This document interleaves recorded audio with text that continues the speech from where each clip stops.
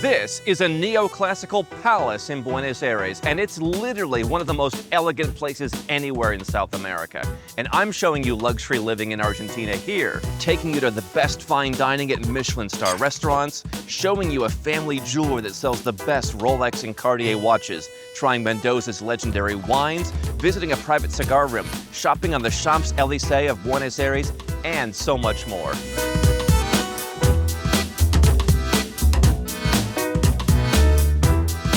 This is how to live like a king. Starting with this beautiful afternoon tea service.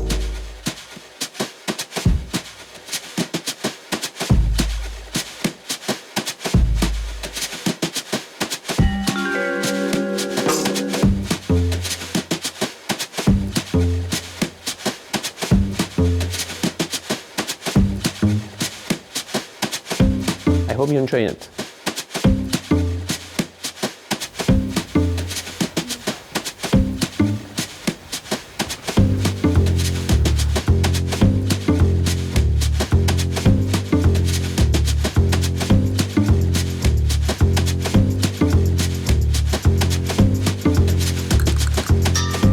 And the money. Every peso of it. What is it you're doing in Buenos Aires, Ms. Cabajiani? Officially, I'm here on business, but really I'm here to keep an eye on you. What's good? They have a Hardin tea with black and green tea and bourbon in it.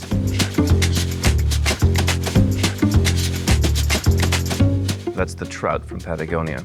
I hear this evening's dinner has an excellent trout.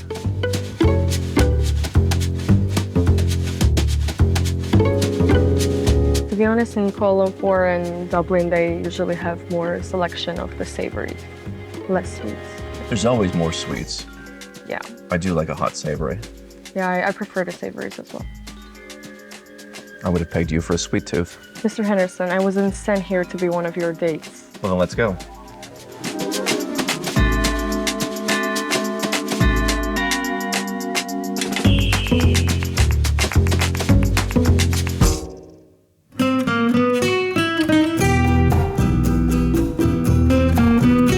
Here we are in Vuelta Abajo Social Club. This is a bar that has been open since 12 years ago.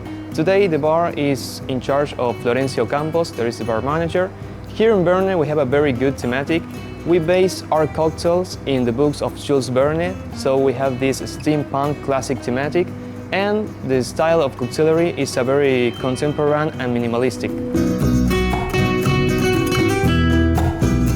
What do you think of Buenos Aires so far? I really like it. It's like a mix of Europe and Latin America. Less chaotic than a place like Bogota, for example. Yes.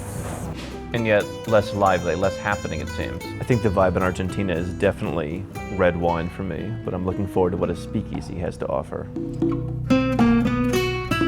This is the most important cocktail of the bar. It calls the Open Fashion. It's a very simple reversion of the old fashioned. We changed the simple syrup from black tea syrup, and then we add a very good smoking with cinnamon and eucalyptus.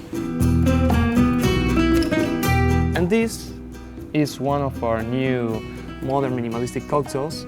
It calls Espresso Spritz. It's a reversion of tiramisu, and it has sparkling wine macerated with coffee and clarified with mascarpone. Salud. Salud.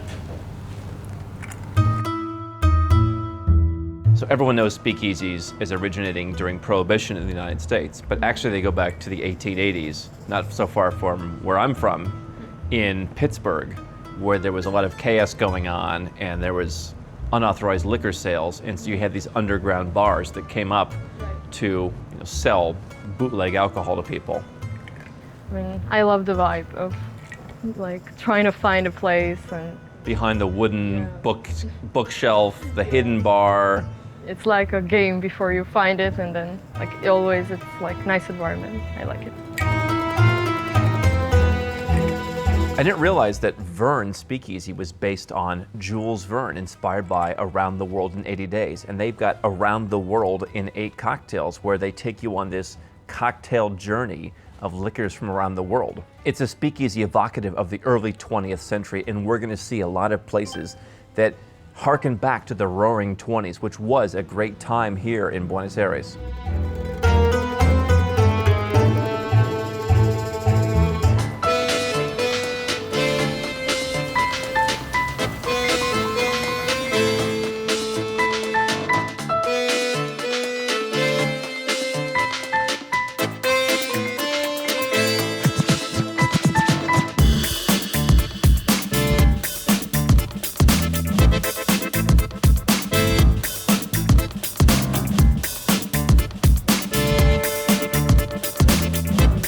I love these. Can I get a box and store my cigars? Yes, you may. Yes, you can. So if I join the cigar club, Yes. I get my own box with a key. You can get your own box to store cigars and some beverage also. Perfect. I love that. I have that in Malaysia. Thank you very much for joining us here tonight at Vuelta Abajo Social Club. We are a cigar club and an exclusive place here in Buenos Aires, Argentina. You have quite the selection here. Actually, yes, one of the biggest. So, in your opinion, who makes the best cigar in the world? That's not the question. Actually, it's which one you like best is the correct one. Right. You can smoke a cigar of, I don't know, maybe 5,000 pesos, or you may smoke this cigar, 700,000 pesos. So this is a $700 US cigar. Yes, so far. From? Cuba. This is the #1 most expensive cigar here. The one we have now, the 55th anniversary of Cohiba. The money you pay doesn't impact the pleasure. Correct. What do most people here smoke at your club? At the club, Nicaraguan cigars are one of the most smoked ones. So someone might like a certain country's wine because of the terroir, Yes. of how that feels in the palate, how it tastes, how it finishes. A cigar is the same way. The same is the same way in the cigar. One of the mildest is the Dominican. Then you have the Nicaraguan cigar and the Cuban cigar. Is two non-smokers decided to come to the cigar? Actually, I believe you Club. have to start with Dominican cigar short filler. Maybe you can do a try. You know, maybe we'll watch you. Okay then. Is there any cigar making here in Argentina? Yes, but the problem here is that as the soil is quite different, they are strong cigars, very strong cigars, and the handmade is not good quality. I imagine, like Tim Cook says, we go to China to make iPhones because China, they know how to make technology to a high standard. Yes. I would imagine that Cuba and the DR, like these are countries where they just know how to make a great cigar. They Yes. have the talent there. Yes. It's hard to replicate that. Correct. That's the point. That's the point. Well, let's see someone smoke a cigar. You have to enjoy the smoke in your mouth. And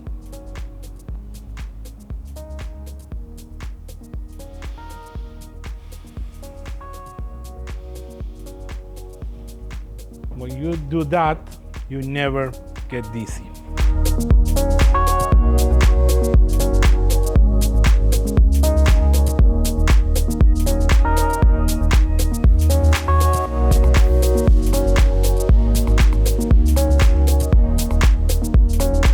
We are not only a club for smokers. We try to give an experience of not only smoking, experience of having a place to make call like your home.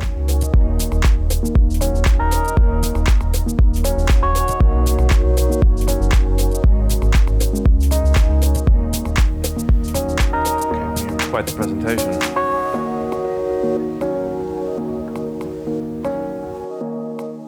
Salud. This is a great setting of modern Buenos Aires.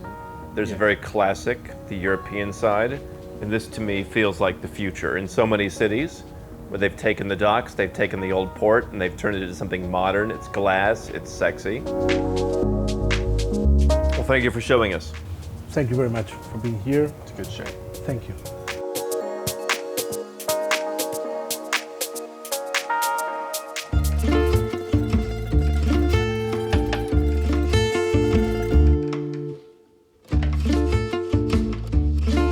Hello, my name is Martin. I am the chef and the owner of restaurant Roux. Well, the concept of Roux is we try to use the best products in the season. My kitchen is very colorful, very creative. This year we are including the guide Michelin for second year. And okay, we're waiting to receive you here in Buenos Aires in Roux. Tell us about the menu. We have a soup of pumpkin. I like that. Then you're going to have a lot of seafood. And so Patagonia, of course, is also in Argentina. The soup is from Cordoba. Yes. What's happening in Cordoba? Because we use a lot of ingredients of different provinces of Argentina, we try to use the best in our country, the best products in season. I'm looking forward to the steak. Everybody knows Argentina has some of the best steaks. I think this is the best. Tell me about the hedgehog. It's like a false name because it's a dessert, but it's the shape. It's the similar shape of a sea urchin. It's that's the shapes. She wanted to eat hedgehog. This is sparkling wine. Yeah, it's a rosé wine. It's from Mendoza. Yeah, from Tupungato. Salud. Salud. For the first 3 courses, we're drinking this sparkling wine for the first 3 courses. Domaine Nico Rosé Extra Brew. I'll try this one.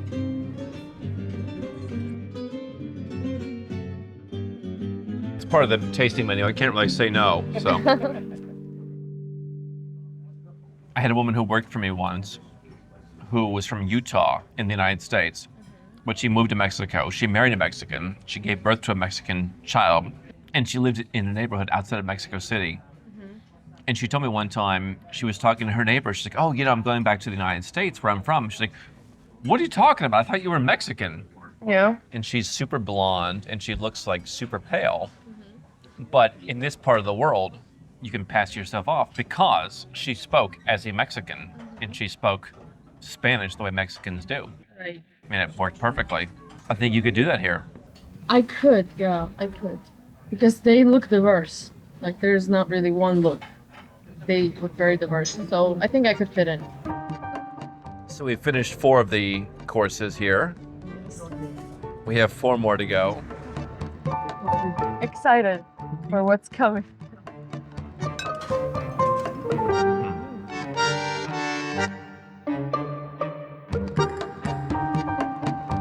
What? There's more wine? We can't keep up. I will. Yeah. She's an alcoholic. Ladies first. That's my motto.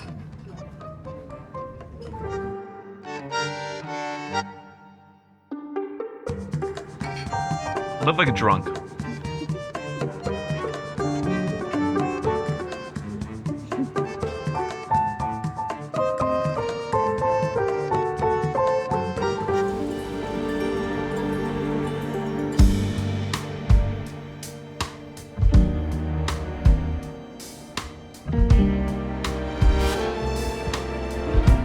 I'm starting the day wearing Tom Ford's Champaca Absolute. It's floral with hints of honey and vanilla and an intoxicating scent for the elegance of Buenos Aires.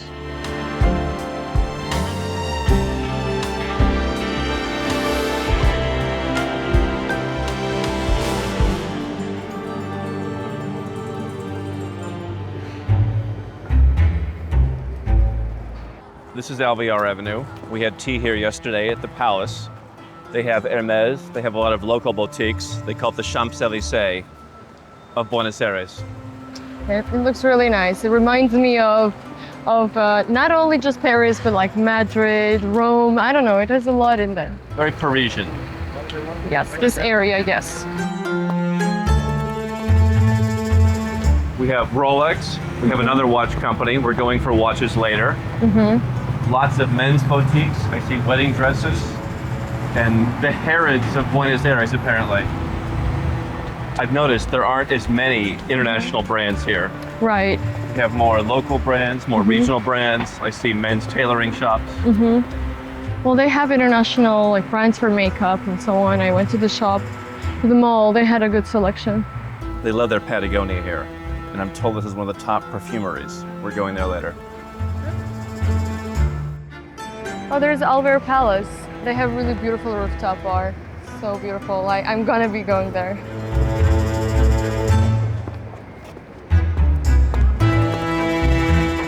Of course, what's great about Buenos Aires is the hemispheres are flipped. So you can live here in the winter in the north, and even when it's in the fall weather here, it's very pleasant in the low 20s.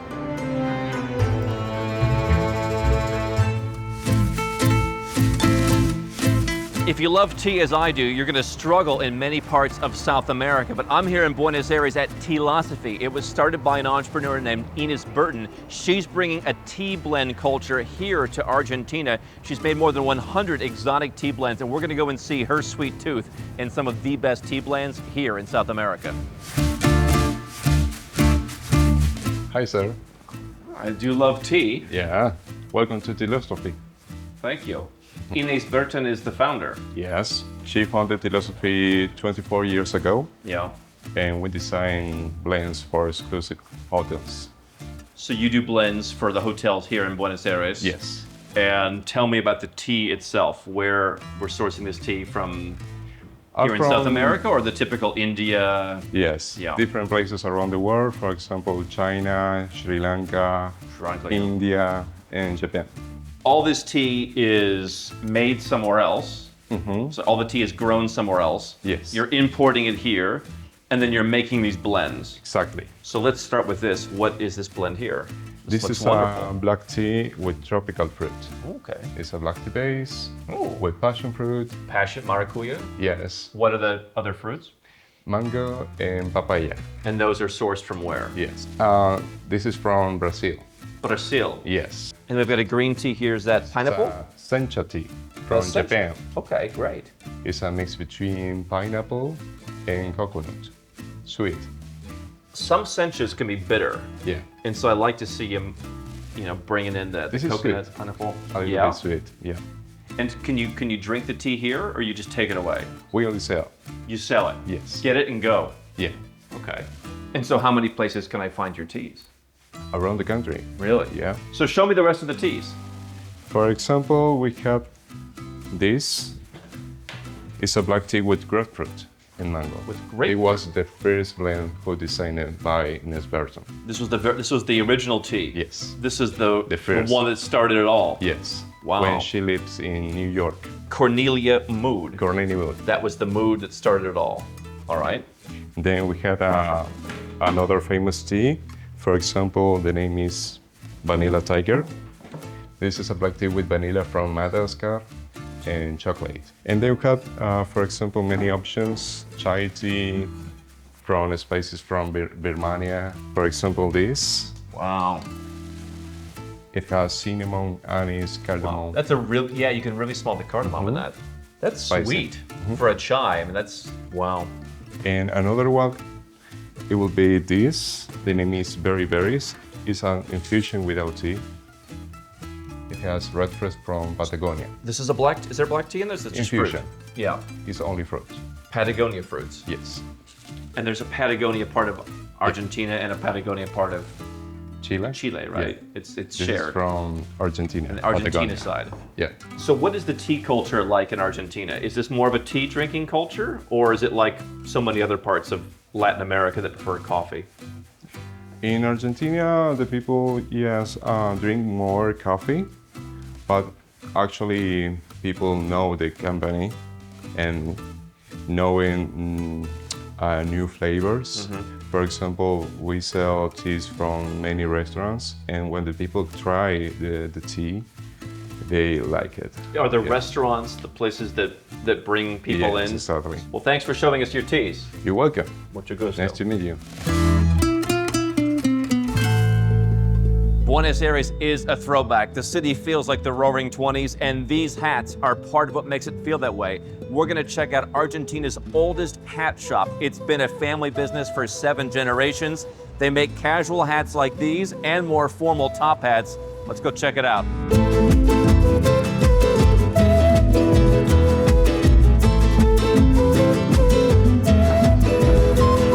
Hi, how are you? Welcome. So this is the oldest hat store Yeah, in Argentina. in Argentina. 1891. Wow. That's my grandfather. Oh, hello. Amo Andres. Hey, Ihatia. It seems so many businesses here are these great multi-generation family businesses passed down. Yes, I am the 7th generation. Almost as old as I am. What's the most typical Argentine hat? It's something like this. Okay, and what do we call this? This is the Pampa style. The pampa. Pampa. For men, for women, for both? It's unisex. The unisex pampa. How do I find my hat size? Do you have like a measurement? Yeah. I've always wanted to know my hat size. 59 metros. He knows everyone's size. He's seen enough heads. He knows Yeah. just by looking at them. How Let's do you see. measure? People want to know how to measure. Don't try this at home. Always come to the professionals. 60 y medio. It's 60 and a half. 16 and a half is close. Más o menos. What's the range of hat sizes you would have? It's come from 53 Okay. to 63, 62. If you're 63, people say, that guy's got a big head. Yeah. Your size is an extra large. I'm an extra large. Yeah. Are all the hats made here in Argentina? Yeah. Yeah, it's all made in our factory here at 20 minutes from here.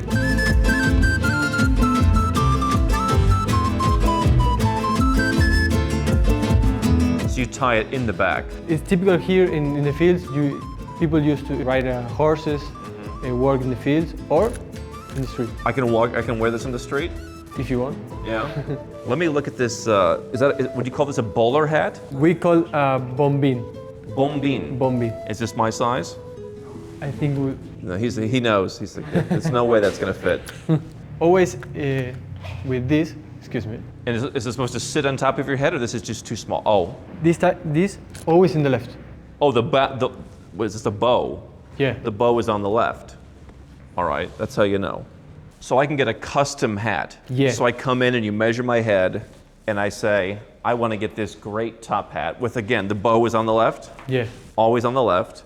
And so I say, okay, I'm 60 and a half, and you're gonna make me one of these in my choice of how many colors? Yeah, it's around in this type of hats. You can have it in gray, black, brown, green, And then you have, what would you say this? similar to straw. Would this be a Panama hat? No, Panama hat is, What's the difference between a straw hat and a Panama hat? this is made in one piece. Oh, this one fits. You like that? Better, yeah. No, he disapproves. No. ¿Por qué no? Pequeño. Pequeño. Ah, sí. Okay, now we're talking. Okay, the bow is on the left. Okay. And you push it in, really? You should try this. Okay, hold on. The bow goes on the left. Well, that's your look. Perfect. Pruebe este.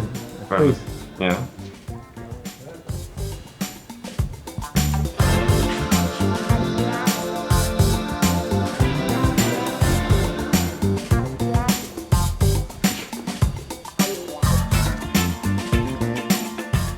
Ese se lo tengo. Thank you. Every hat is made by hand. Yeah. Wow. Estas son las herramientas que estaban Here's the hat. abuelos.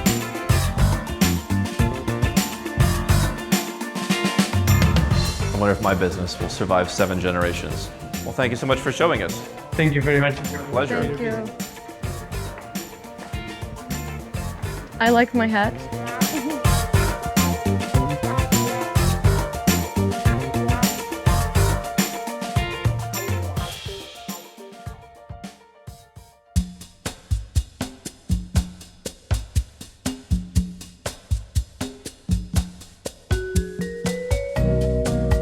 So, this is the oldest cafe in Buenos Aires. I think like 1850s. Albert Einstein came here when he visited Buenos Aires. Nice. I really love places like that. If these walls could talk.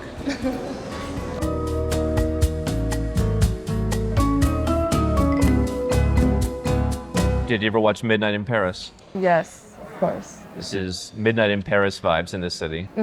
I agree. Imagining, should I have lived in the Belle Epoque? Should I have lived in the Roaring '20s? What do you think? Yeah, I think it certainly brings like nostalgic feelings. And I like places like that. Is it true that we should just all enjoy where it is we're living now, or should we reminisce of a better era? I'm all about the balance. So Balance. Yeah. You kind of want to live in the Belle Epoque. I do, yes, I kind of. But I enjoy the modern as well.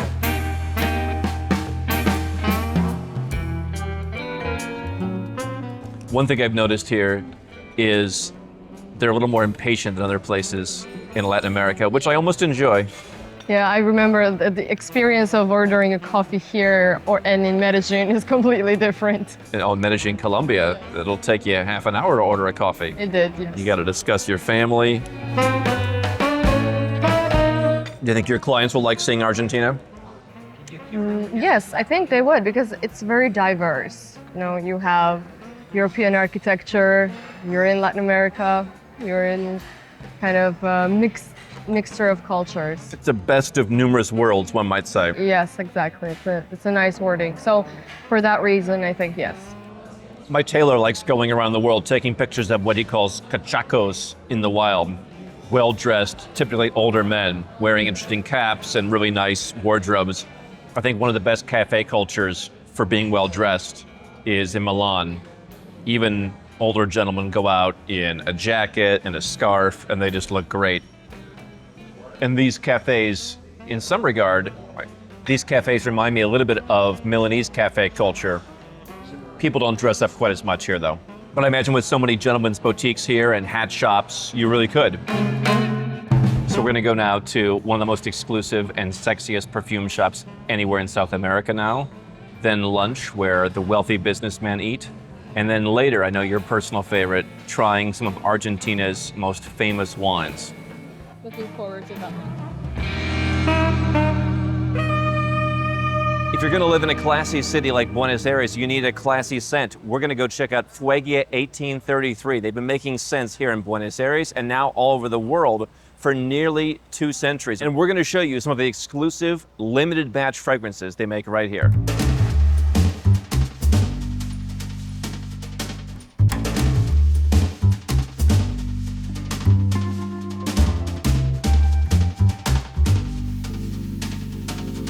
So they say the scents here are inspired by the landscapes and literature and botanicals of Argentina.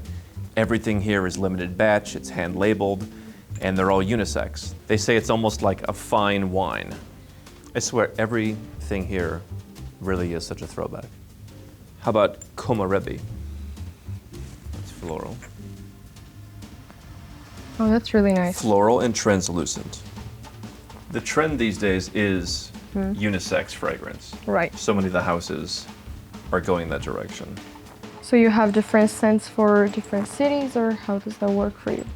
I think it's important to have different scents that speak to each city so that when you go there and you have a certain feeling of where you're at.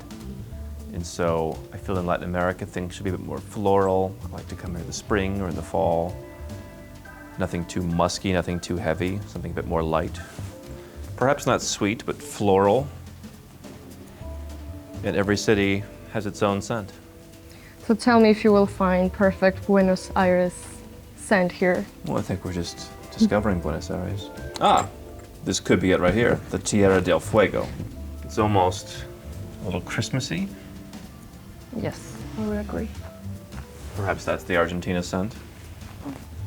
I think Tierra del Fuego solely by the name, although Cactus Azul, that could work. I like this one. Cactus Azul Yeah. could be something I like that one. for southern South America.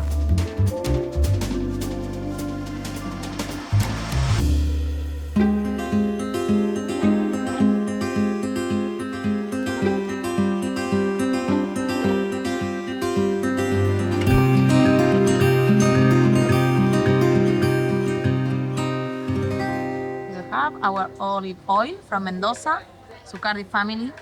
And Zuccardi is the wines that you find, I think, Yes, the same outside of family. Argentina. They also make olive oil. Is this a family generational business also? Yes, they have olive oil, wines, hospitality. It's an amazing and historic family from Mendoza. This is one of the big wealthy families of Argentina that does everything you need. Yes, so I hope you enjoy because I think it's one of the best in Argentina.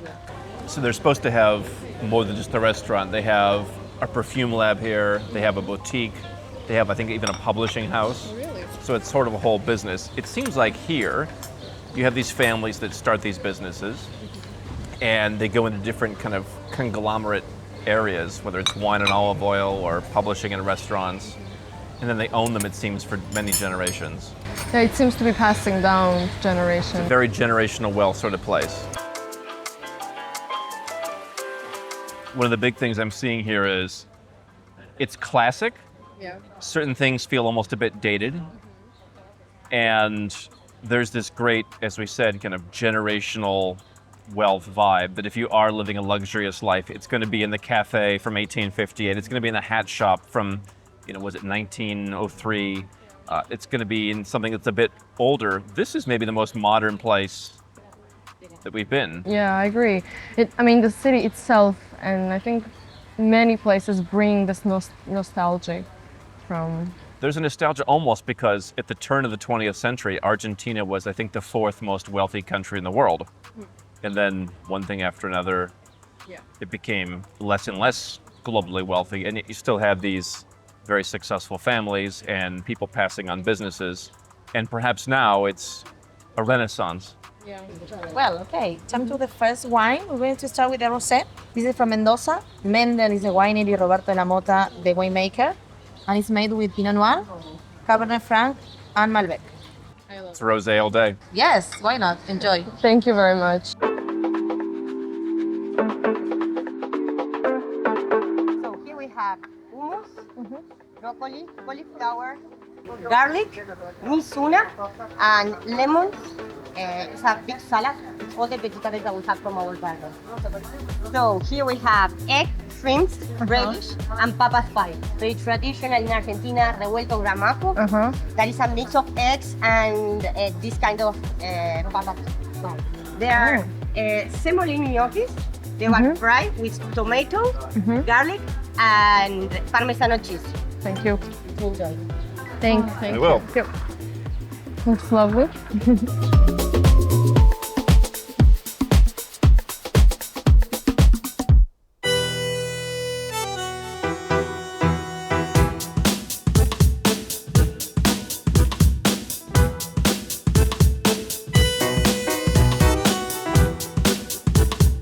I'm here in Buenos Aires at the luxury watch store. Whether you want a Rolex, a Cartier, a Breitling, or anything in between, this is where you want to come. We're going to go inside this family business and learn what it costs to buy a luxury watch here in Buenos Aires and see what the selection is.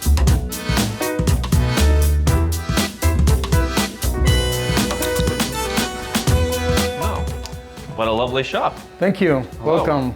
My name is Pablo. This is Hatia. I'm Andrew. Nice to meet you. Nice to meet you. Welcome. Tell me the name of it. Sensation d'automne. It comes from French, You're much more sophisticated. Yeah, well, the high watchmaking comes from the French side of Switzerland. So we wanted to represent this kind of feelings from this part of the world. It is a family business. Let's take a seat and look at the watches. Okay, please, come on. This is a Jaeger LeCoultre. It's a reverso dual phase. It's a very well-known masterpiece. Originally launched in the 30s for the polo players. Oh yeah. They wanted to protect the crystal for the hits with the polo sticks and balls, etc. Not exactly this model, but they had the case back, in upside down, and you wear it while you play with the back case facing out. So your crystal would be protected in that way. And so am I going to pay less in Argentina? Is it going to be more expensive than, let's say, in Europe? The situation tax-wise is, of course, a bit more expensive. We tried, to squeeze our margins as much as we can in order to... You're squeezing those suppliers hard. To be competitive. Yeah, suppliers are very tough. Richmond Group is our supplier, yes, so right. they are tough. We cannot squeeze them so much. How much more would I pay here than in Europe? It's going to be like 15% more. 15. In steel watches. In luxury, in gold pieces, unfortunately, we have this luxury tax in Argentina, which is 25% on top of the VAT. So we really are very, very... It's not on a steel watch, it's in a gold watch. And so if I live here, I'll pay 15% more rather than flying somewhere else. Exactly. But do we see people in Argentina that fly to the U.S. to buy a gold watch? Yes, and they bring it back? Yeah, they bring it worn. They just put it on. And you sell these in dollar terms, in pesos? We sell them all in dollar terms. It's a skeleton watch? It's a skeleton watch. This is Piaget Polo S. It's a very, very flat watch. very thin watch, and it's skeletonized, so you can see through the movements and you can see all the components. This is Breitling. This is Breitling, yes. This is the iconic Navy timer. The Navy timer was a watch produced for pilots after the Second World War. What's this going to cost? Like, what are each of these watches going to cost? This is around $10,000 more or less. That's a $10,000 watch. How much is the skeleton? The skeleton is 30,000 more or less. 30,000. Yes. And the and this is around 20,000. $20,000. How do I know people are sometimes confused. Am I paying with a local credit card, a foreign credit card? Well, now you can pay with a foreign credit card. Is it better now to run a business here? Now it's normal. Now you became like a normal country. You're a happier business owner now. Definitely. And so what's the most popular brand here? Rolex, for sure. Rolex. 100%. Let's show her the watch. This is a watch I think is accurate for you. This is a Cartier, a Ballon Bleu in gold with leather with diamonds on the bezel. Cheers.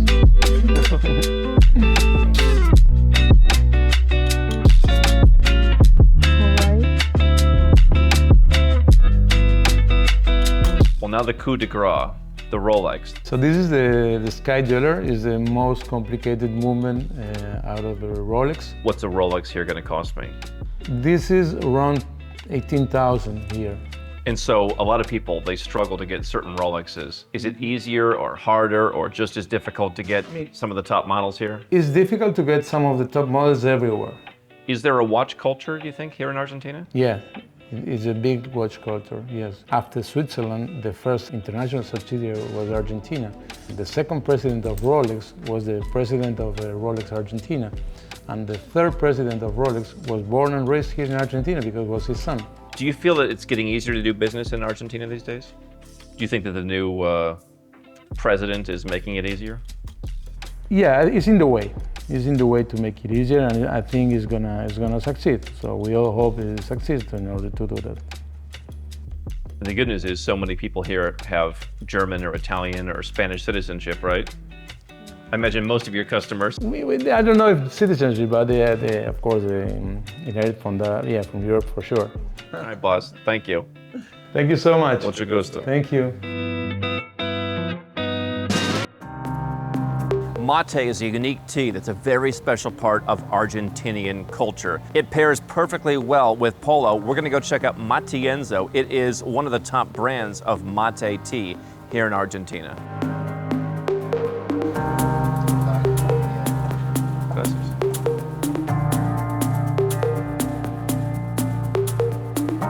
This is mate. This is mate. This is the mate experience by Matienzo. I will tell you a little bit of this ritual we have here. And it's a culture that links all the society. The rich people, the poor people. Everyone drinks it. Everyone drinks it. Why is so important the yerba mate? Here is yerba mate with like SH. Yes. Yerba mate. Yerba mate. Yes. The answer is that the yerba mate just grows in the north of Argentina, Iguazu Falls, south of Brazil and Paraguay. That's it. That is a production for every part of the world. So if I'm buying yerba mate somewhere else in the world, I'm buying just the drink without the ritual. I think so. A little bit of this experience, it's inside the Matienzo brand, that it's this one. I'm the owner of this brand. It's a premium brand of Argentina of yerba mate that has a lot of benefits of the common yerba mates. And what's unique about this one? The aging. This is a 2 years of natural aging yerba mate, and the common yerba mates used to try it in a fast way in 2 weeks. Right. Like a good wine or a bad wine. Yes. Exactly the same happened with the yerba mate. We will prepare the mate in the way I learned in the north of Argentina. Let's do it. First tip, remember, once a day it's okay. Shake the package to shake the 3 elements. We have to take out the bombilla and we have to put 3/4 more or less of yerba mate in the mate, in between half and 3/4.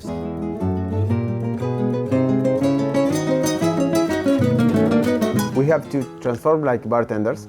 Okay. We have to tap and we have to shake again. This gives us information of what we will drink. The smell is earthy, similar of the green tea matcha, and also the color. If the color here is in between green and yellow, the yerba mate will be really good. Okay, next step, we have to use again the hand and tilt the yerba mate with the idea to have a high area and a low area, like this. All right. Okay? And we will get back to the table with the bombilla like this. And this tip is really good to make longer the time we will drink the infusion. That it's put just a drop of cold water in the lowest part. We call it un chorrito. We will catch the bombilla.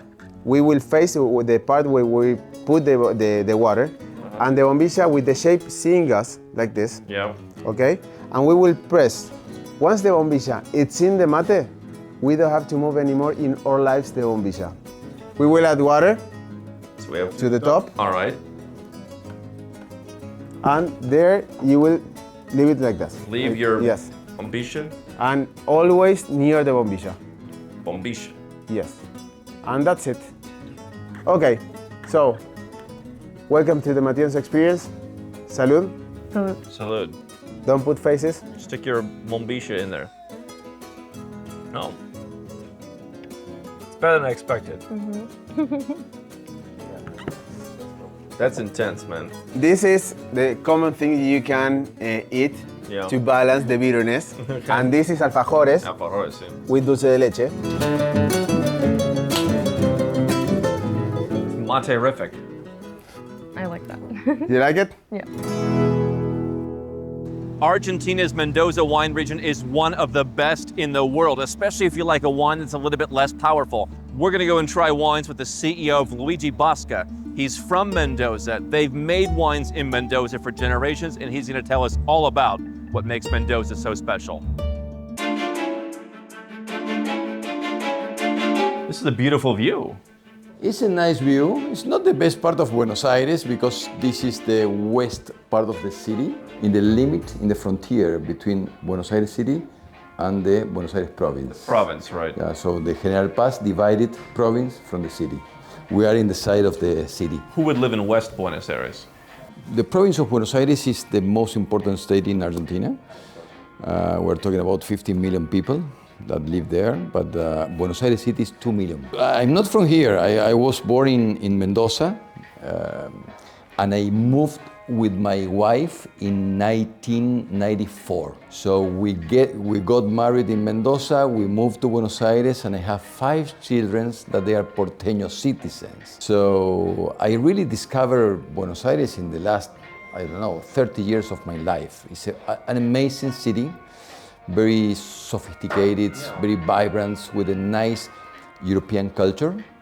And especially the people enjoy a lot the wines. So I found it when I came here that they have a different culture about the wines and different approach about wines when you compare with the Mendoza, that we're a wine region, we're a wine producer.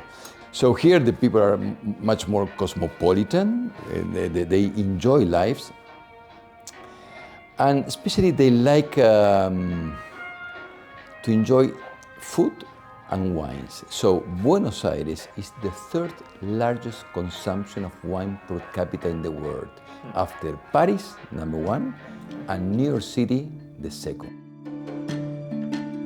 This is one of our newest wines. It's a very, very recent launch. It's a Chardonnay, that is my favorite white wine that we produce with my winemaker Pablo Cunio. We selected the grapes in 2 specific, very cold places in the Uco Valley. One is Gualtallarí, 1,300 meters above sea level, very graft soils and with a high concentration of sodium carbonate. And then the El Peral is a very, very high altitude place with a very cold, especially winters. This particular Chardonnay is beautiful because you have a very remarkable fresh. It's a mix of fresh fruits, especially pineapple fruits, with a very rounded and creamy palate. So in one side you have the acidity and the freshness, and in the other side you have the creamy palate that make the wine very rounded. But when you taste this Malbec, this is an incredible Malbec called Finca Los Nobles that we cultivate in Vistalba Valley, 1,000 100 meters in Luján de Cuyo. Ancient plant, 70 years old plant. It's a fantastic expression of the grape in Mendoza. Red fruits, fresh, powerful, fresh fruit, especially cassis, plums, dark cherries, with a beautiful, spicy end in the mouth. I love that though. Smooth, Yeah, it's clean. smooth, clean, Yeah. smoky, some smoky. Little. Yeah, it's a little smoky because it's coming from the wood. The last wine, this is our most important wine. It's a part of our most significant collections in my family. That was my wine. When I took the position as a managing director of the company, I have many duties, but also I have one You have to pick your own wine. possibility. I can pick my own wine, and I decided to produce Paraíso in 2019 with Malbec and Cabernet Sauvignon.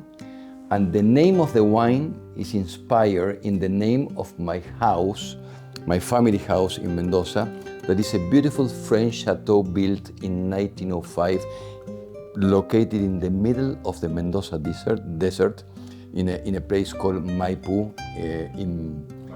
Maipú, that is 40 minutes driving from the Mendoza town. This is a collectible wine. 2019 was the first vintage. This is 2021. 70% Malbec, 30% Cabernet Sauvignon.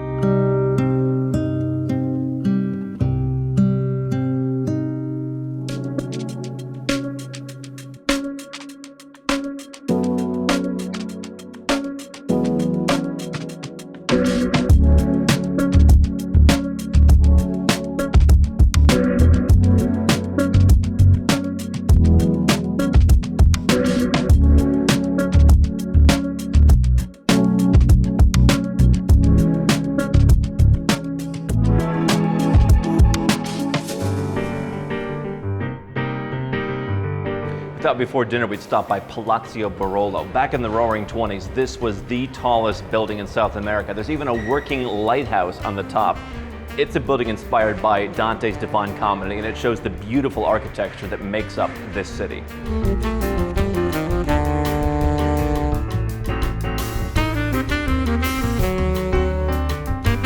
Hi, how are you? Good evening. Welcome to one of the most beautiful buildings in Buenos Aires City. This building was inaugurated in 1923. Was made by the businessman Luis Barolo and the architect Mario Palanti. Both of them wanted to bring something from his native land to this land, Argentina. That's why the building was inspired in the Divine Comedy, written by Dante Alighieri. You can see a lot of references from this magnificent book in all the decorations that are surrounding this magnificent palace. And apart from this, we also can see a lot of Freemason symbology, mainly in some parts of the building. We can see the main symbol of this community in the letter A that represents a square and a compass, and in the floor of the building. There is black and white. There is a representation of the influence from good and evil in this world. And of course, the building is divided in hell, purgatory, and heaven, so as the book written by Dante Alighieri in the 14th century. So, what's better than going up to know heaven? You can follow me to see the most magnificent views from Buenos Aires City.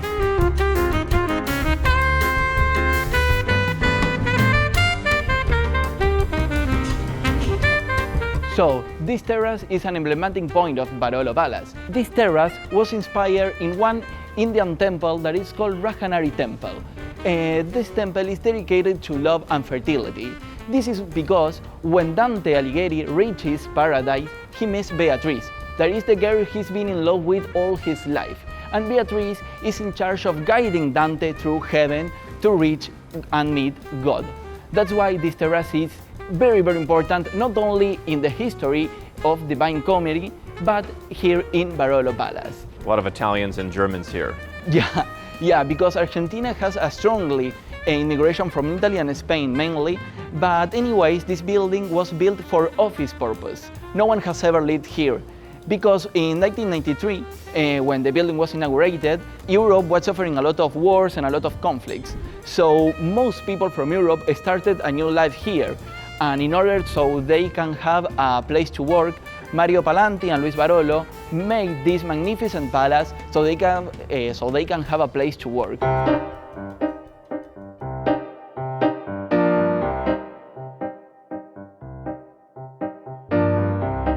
All the offices here, part of a museum that is set in the 20s. Here we have the oldest version from the Pine Comedy that's in Argentina. It was made in 1953. And here we have Dante Alighieri and Beatrice. So if you had an office here back in the early days, you were a very successful businessman or businesswoman. Yeah, exactly. And if you have one of them, probably you still are, because we are between the National Congress and between the Presidential House of Argentina. So a lot of politicians and a lot of lawyers has their offices here. So, ready to know heaven? Heaven. Yeah, come with me, please. That sounds like something a woman I paid $50 told me.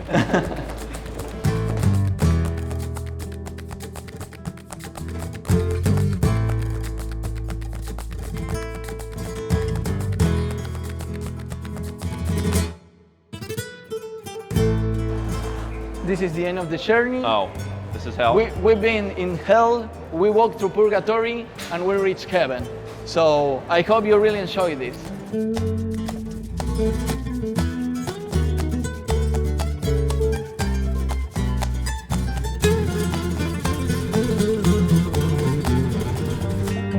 We're ending our evening in Buenos Aires here at Aramburu. It's yet another 2 Michelin star restaurant that focuses on modern Argentine cuisine from the terroir, the land. There are fewer than 30 seats in this restaurant. We're gonna have an intimate night as the perfect ending to our adventures here in Buenos Aires.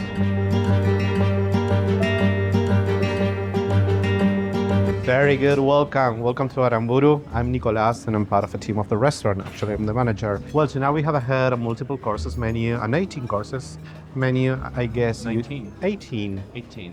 Well, very good. Here we have some of the products we are going to try in the next courses. Argentina has a lot of seafood. We have king crab, razor clams.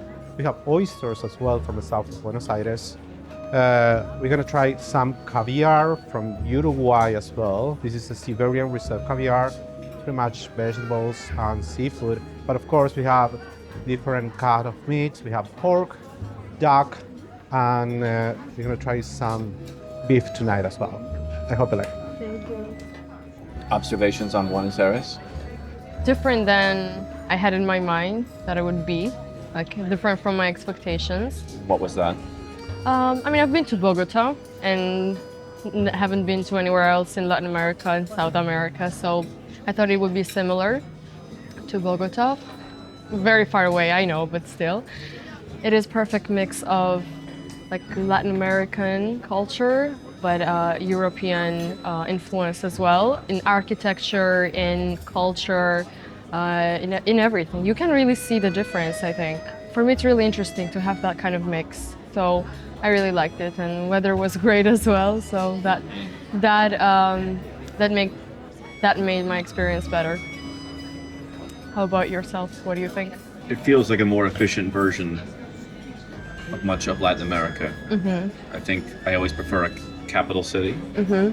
but you've got people here who've immigrated from all over the world, Mm-hmm. and I think they know how to enjoy life.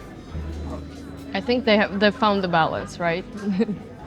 I don't know what the work culture is like here, and yet I've known Argentinians Mhm. who, even when they move overseas, they keep hiring Argentinians to work for them, perhaps because it's known, but also just perhaps because there's a great blend of value for the money and people get things done. Of course, on our menu, and we have a tomato and plums water. And inside of the envelope, we have a rice paper with herbs and flowers. Don't eat more than 3 bites, whatever you do.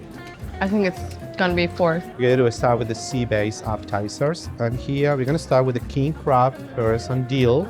It's a carrot paper filled with king crab and vegetables. The one down is decoration of the plate. And in front of you, we have oysters. Oysters, razor clam, cream, and seaweed.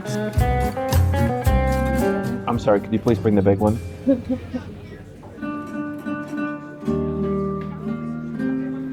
I like the reds here. They're not as powerful as the gentleman said. Yeah, that is correct. In general, I'm much more into white wines than red, so I don't drink red as much. But here, it's definitely A bit more fruit forward, Yeah. a bit more drinkable, I would say. yeah. It's not tough. Yeah, and it's good. I don't care as much for the Malbecs mixed with Cab. Hmm. I feel like the Malbec on its own is excellent. What was your favorite part of the experience? I think the place where we had tea, Palacio Tufao. It's beautiful.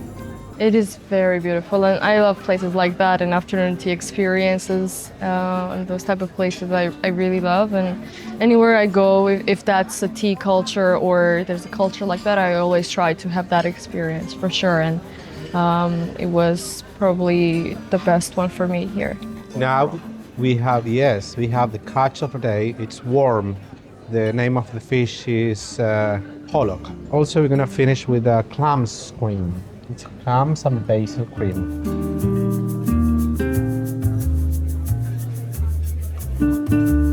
What do you think? That's great.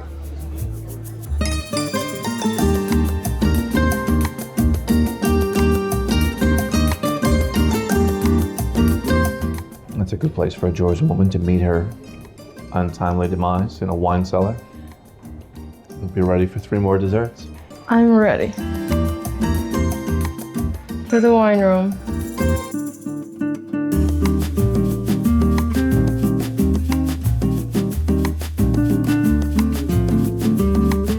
So you've seen luxury living here in Buenos Aires. It's a throwback and it's at the edge of the earth, and yet you can still have an amazing lifestyle with fine dining and wine and amazing shopping. Go to livelikakingtv.com, subscribe to our channel, never miss any of our future episodes, and you can retrace our steps too at livelikakingtv.com. Until next time, good night from Buenos Aires.